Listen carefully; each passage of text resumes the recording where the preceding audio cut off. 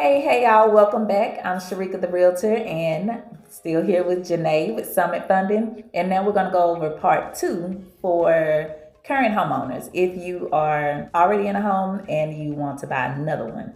So these are some questions that I typically get asked and some that kind of came to my mind. But if you have more questions for us, remember to leave them in the comments. And we'll get there. Okay, Jenay. So can I apply for a new mortgage if my home hasn't sold yet? Yeah, absolutely you can. So a couple of things is you want to apply right away, obviously, so we can see a couple of things. We want to be able to see if you need to sell as a contingency, which means that you don't qualify for both house payments at the same time. Or we could also see about a non-contingency where we actually qualify you without selling your current home and purchasing another home without having to sell. Okay.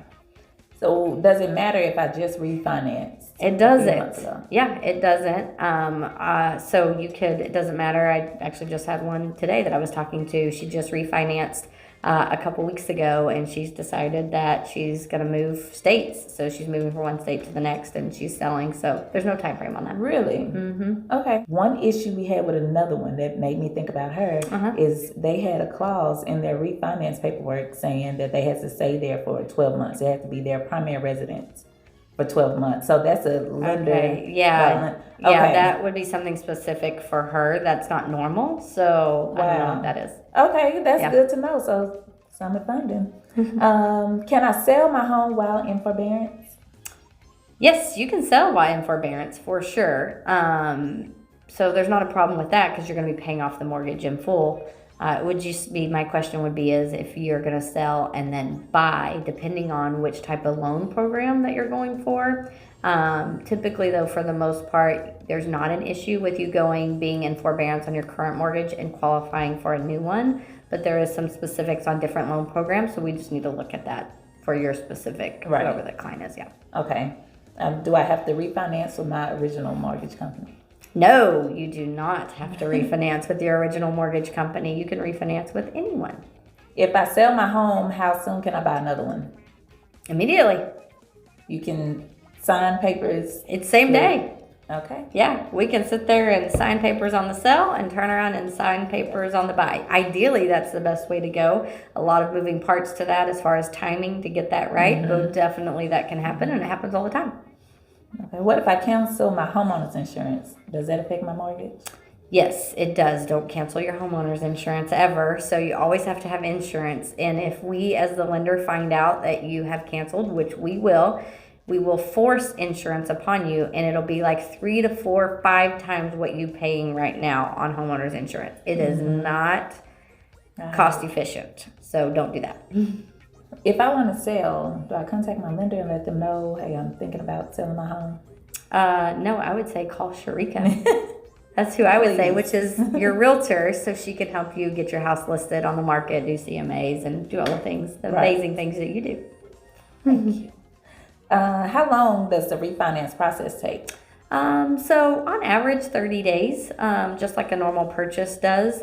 At the longest, maybe 45 days, but 30 days. I had a client ask about refinancing and I can't remember. It was something about refinancing and if the home appraised for a certain amount, no cash out refinance. Yes. Okay. Do you do those? Yes, we do cash outs.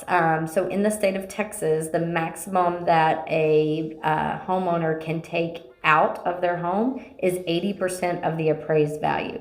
So lots of people are actually doing that right now. They're taking advantage of these last 2 years where house prices have appreciated so much, and so they're paying off debt. They're doing remodels to their house, doing lots of cool things there. So, but yes, so the maximum in the state of Texas is 80% of the appraised value. And what happens if the appraisal comes in low? So our loan to value is determined kind of upfront. So If I'm looking at it, I'm doing a little bit of research online and I'm asking the homeowner, do they know kind of what houses are selling for in the area? So we're kind of doing our due diligence up front to get a good idea of what we think that house would appraise for. If it comes in lower than that, then we may have to, if we're doing a cash out refinance, we may not be able to get as much cash out of the property as we were hoping for. If it comes in low and we're just doing a regular rate and term, and it's come in too low that it doesn't meet the minimum down payment or minimum loan to value requirements, then we wouldn't be eligible to do the refinance. So that would be if it came in low. Okay, let's say I wanted to put my home up for rent. Will it affect me, or how do you use that rental income? Yeah, great question. Yeah, so you want to buy another one too on top of that? I want to, yeah. Okay, so we want to not sell our current one. We want to rent it out. It's going to be a great investment property. And so what we would do, we actually are able to use rental income to qualify or help offset that current mortgage payment to buy another house. We do it all the time. So, yeah.